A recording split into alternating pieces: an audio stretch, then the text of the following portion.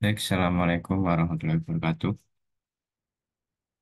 Sebelum kita mulai, mari kita berdoa bersama dengan bacaan surat Al-Fatihah. Semoga apa yang kita lakukan selama 1 minggu ke depan bisa berjalan dan diberi kesehatan oleh diniyah Al-Fatihah.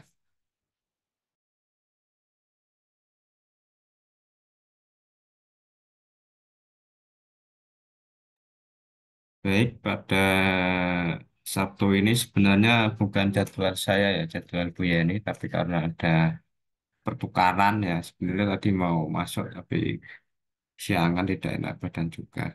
Nah, di pertemuan kali ini kita melanjutkan materi sesuai disiakat ya. Ini sudah pertemuan yang hampir selesai ke 11 ya. Itu tentang program stimulasi perkembangan bahasa anak dan kajian STPAA perkembangan bahasa anak usia dini. Jadi saya kira tema ini sudah dilakukan kalau panjenengan semua sudah mengampu di PAUD, TK, dan sejenisnya atau nama lainnya. Karena ini nanti juga sudah membahas ke kurikulum Merdeka juga, seperti itu. Nah, pada dasarnya, bahasa anak sebagai bagian dari ST, STPPA itu harus distimulasi ya, karena tentu perkembangannya ada yang normal, ada yang cepat, ada yang lambat, bahkan ada yang terkendala atau berhambatan. Nah, itu kan kita perlu melakukan program atau semacam kegiatan stimulasi.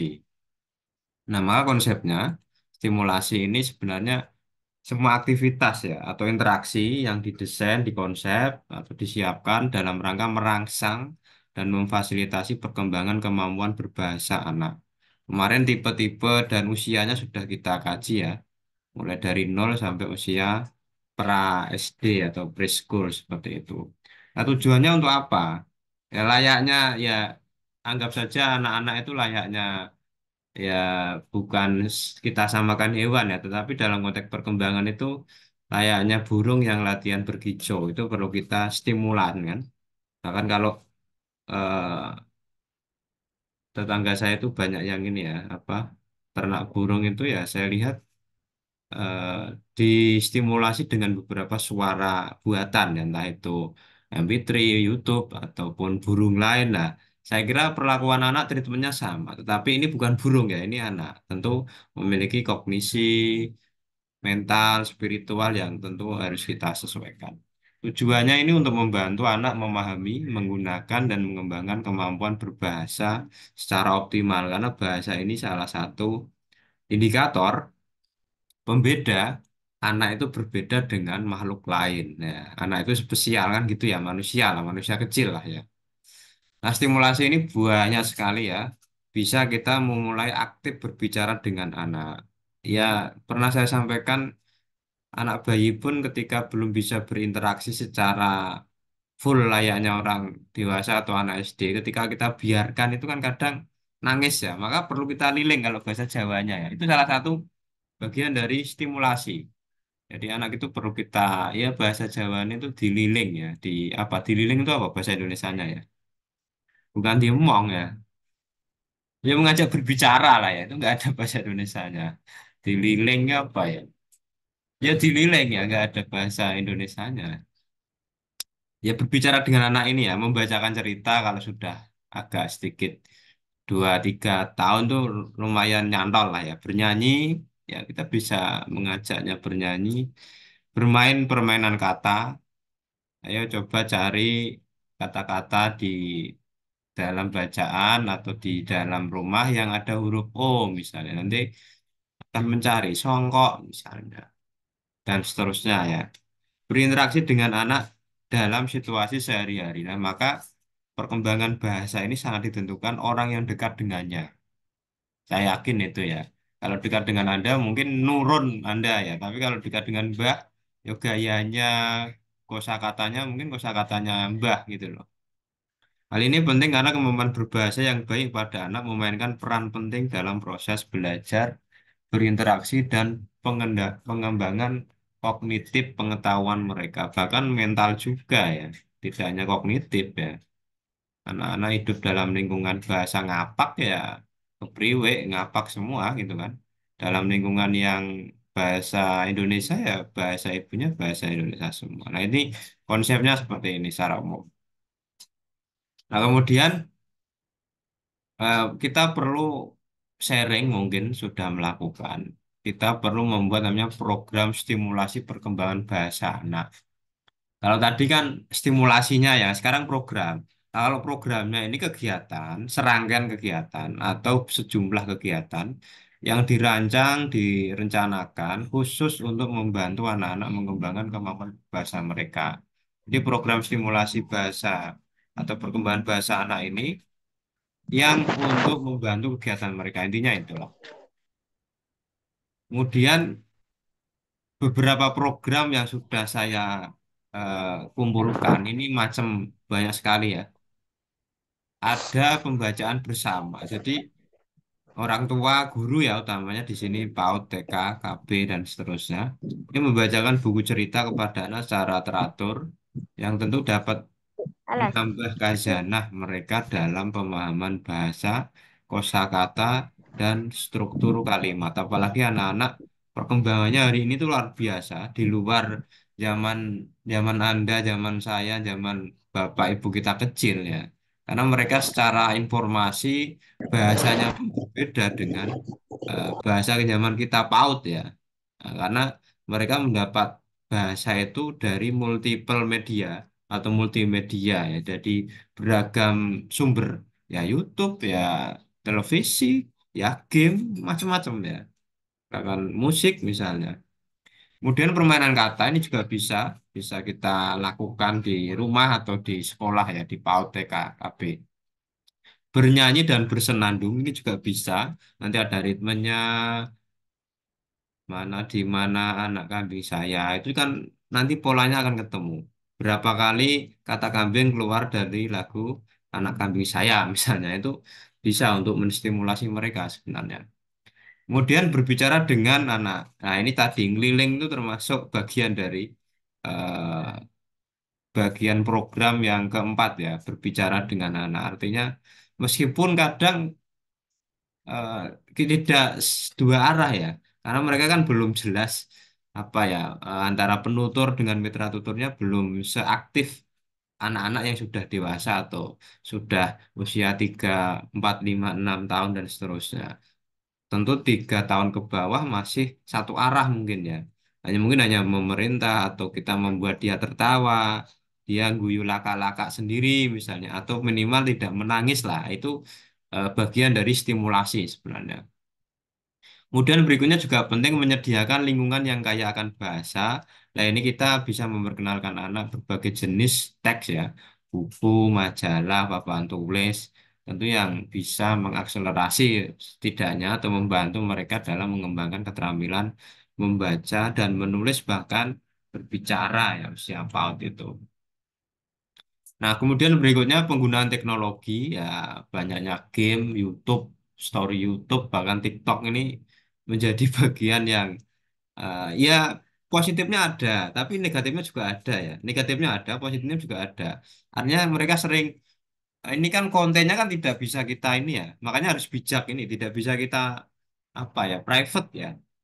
Karena banyak konten-konten orang dewasa ya orang. Di situ kan kayak hutan rimba kan, media sosial itu ada orang marah, ada iklan apa gitu ya, ada adegan-adegan yang tidak tidak sesuai umur ya. Kalau televisi bisa dikontrol karena ada lembaga sensor, ada KPI ya.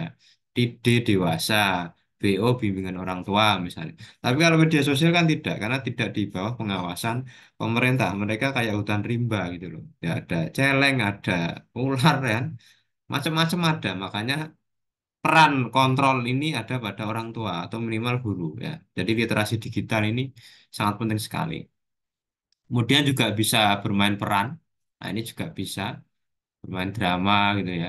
Mendukung percakapan dua arah atau memberikan umpan balik yang positif dan macam-macam. Ini hanya bagian kecil dari program perkembangan atau stimulasi bahasa anak. Nah, oke sampai di situ ada pertanyaan atau respon? atau mau best practice ya, apa yang sudah dilakukan di sekolahnya masing-masing. Kemudian yang kedua ini terkait dengan standar tingkat pencapaian perkembangan anak. Dan ini sudah menjadi program pemerintah dan ini hanya ada di PAUD ya. Di SD, SMP, SMA, MI itu tidak ada. Adanya ya di PAUD ya. Nah, STPAA ini adalah akronim dari standar tingkat pencapaian perkembangan anak. Salah satunya adalah bahasa. Nah, STPA ini intinya kriteria tentang kemampuan yang dicapai anak pada seluruh aspek perkembangan dan pertumbuhan. Ini mencakup apa?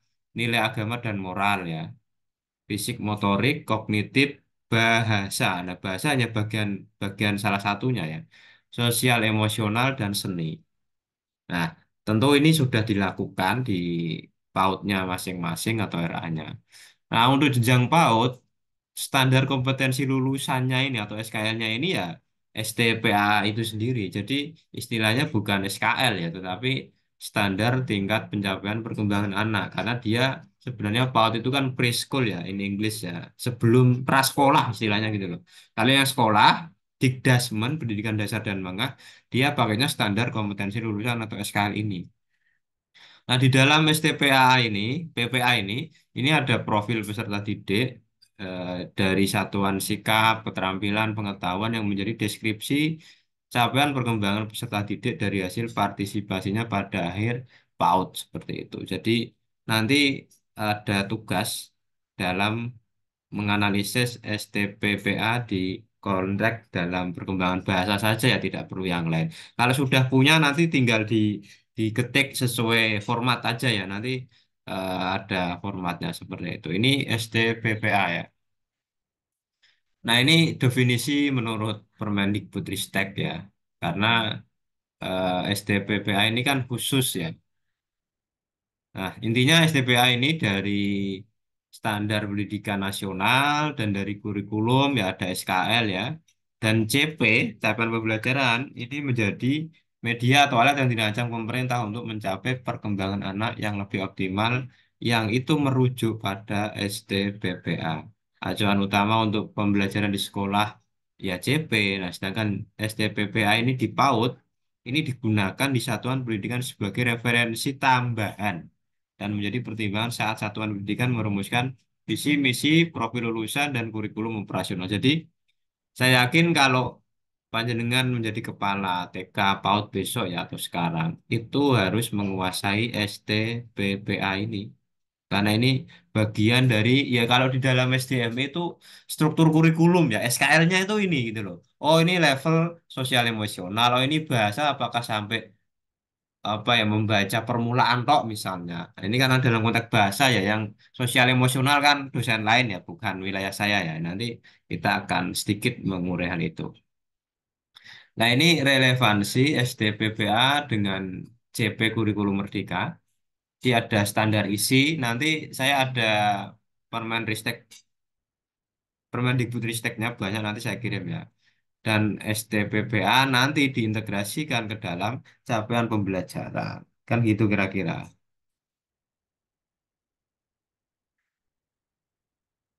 Nah, di dalam Permendikbud nomor 5 tahun 2022 ini terbaru ya untuk kurikulum merdeka ya. Ini mengganti Permendikbud 137 tahun 2014.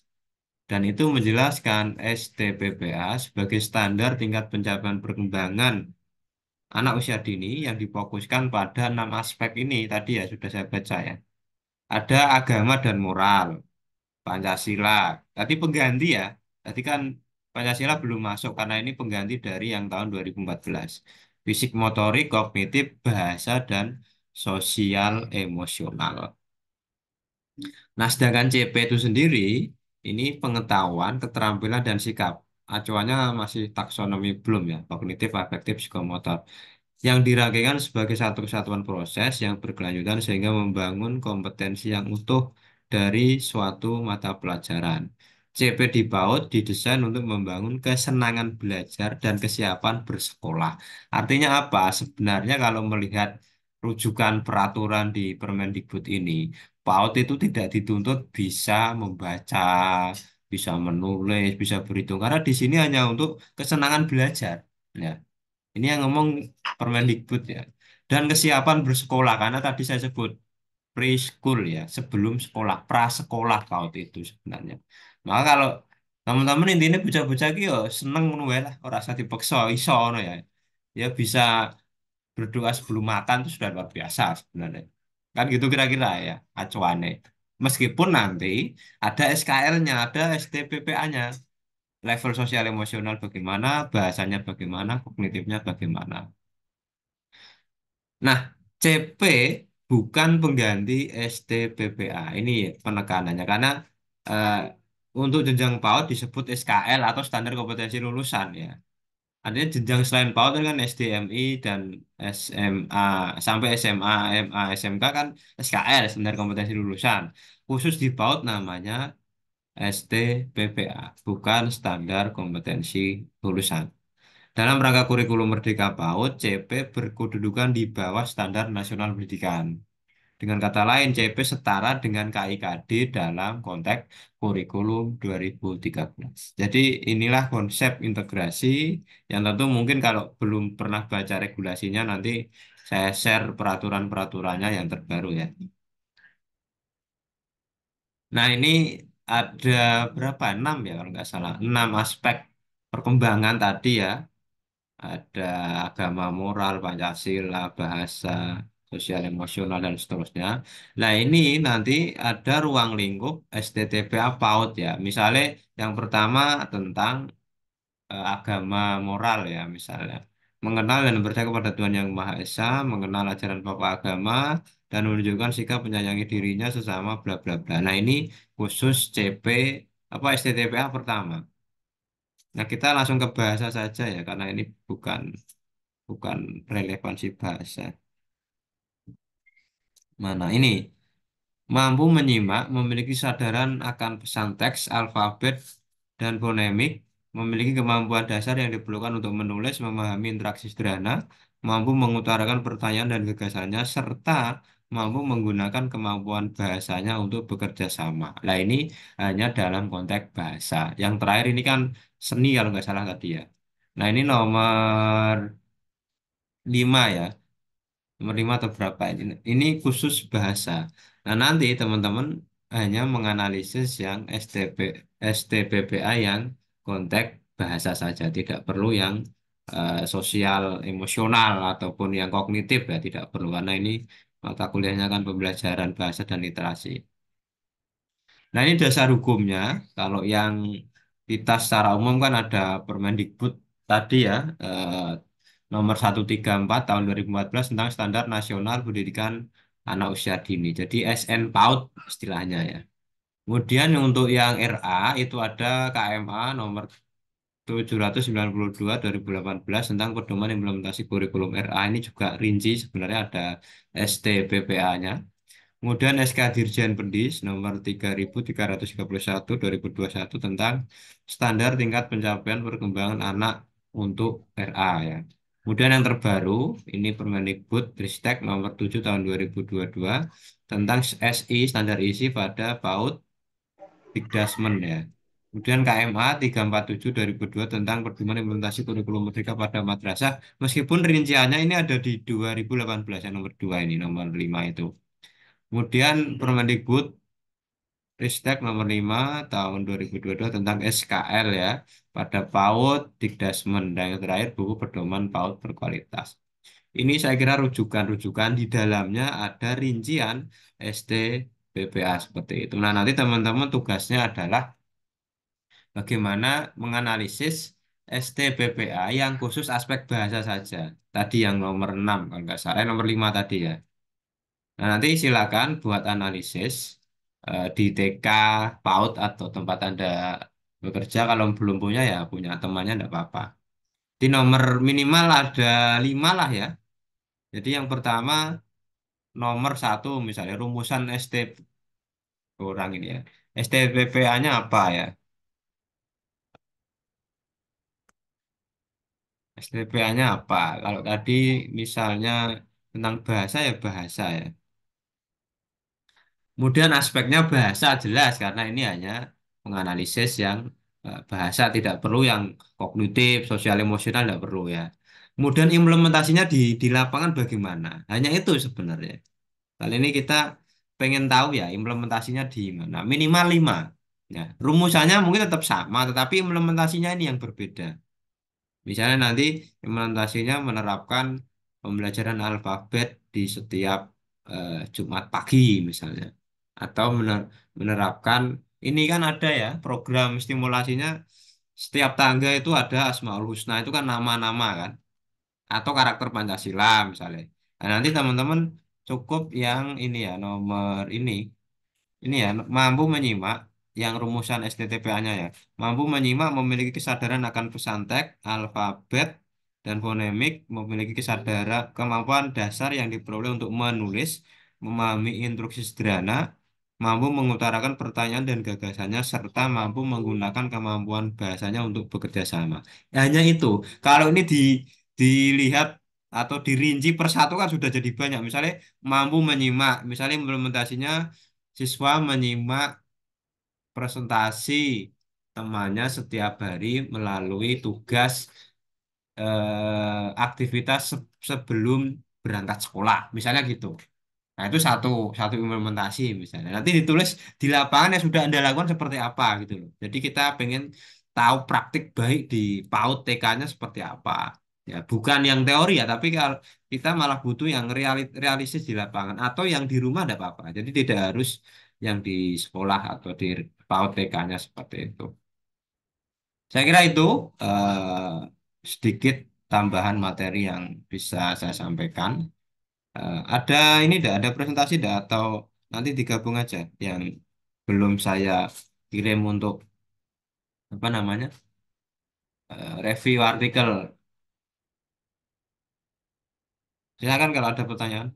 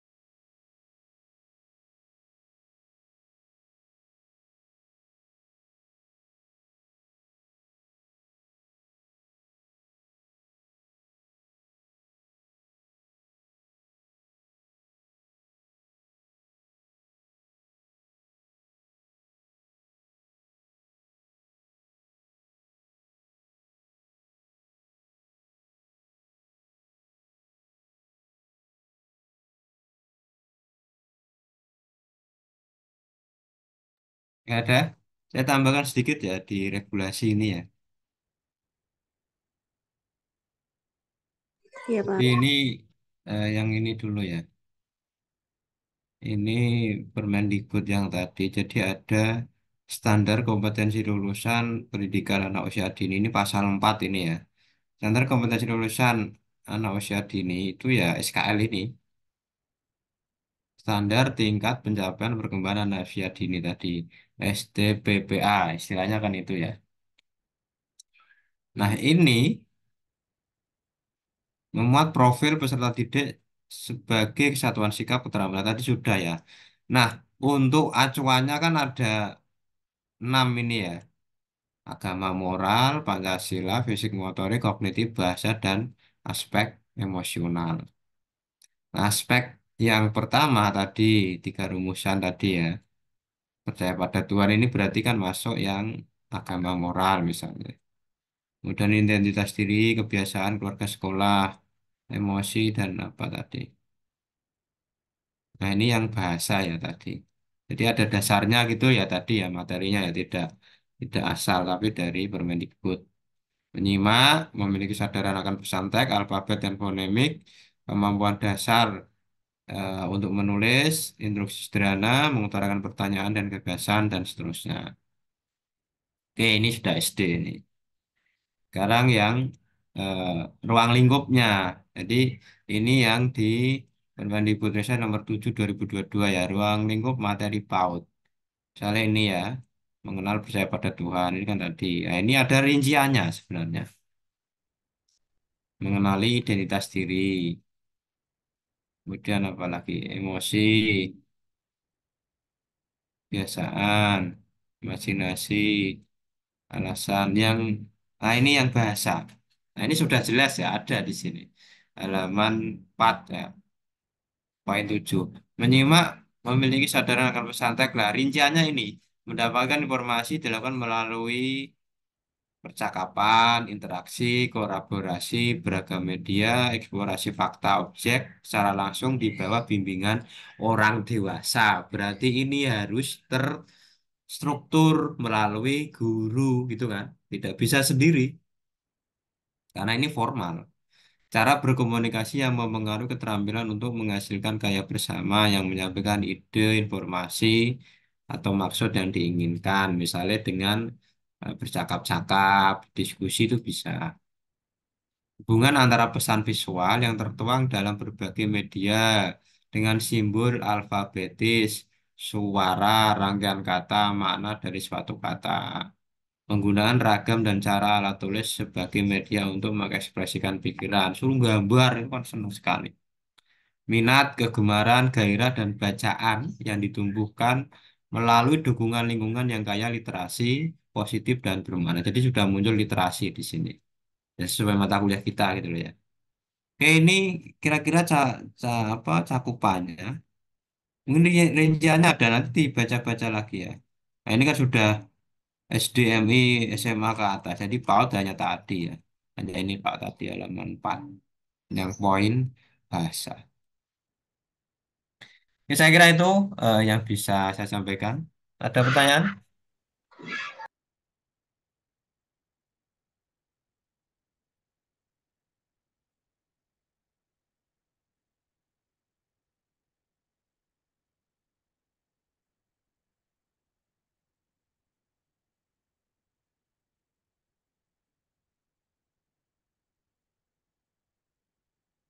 Pertanyaan enggak?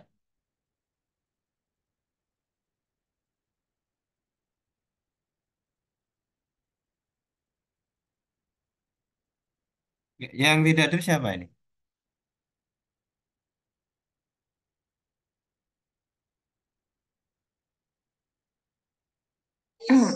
Biara sakit, Pak.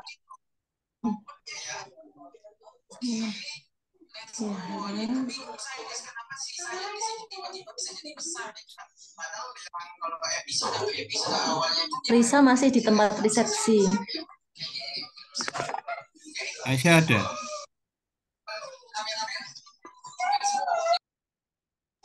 Aisyah ada.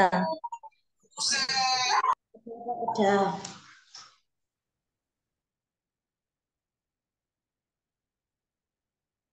Anifatul Latifah. Anifatul Afifah. Nggak ada ya?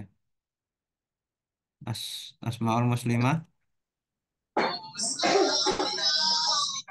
Tadi Aniatul Afifa ada, Pak. Paling terpental, Pak. Asmaul Muslimah ada. Ada lagi. Nggak ada. Asna. Bu Asmaul ada, Pak. Asna ada. Kak Asna, ada. Azahra. Sakit, Pak. Chandra. Dwi Septi, Nurkasana, Ada. Sih.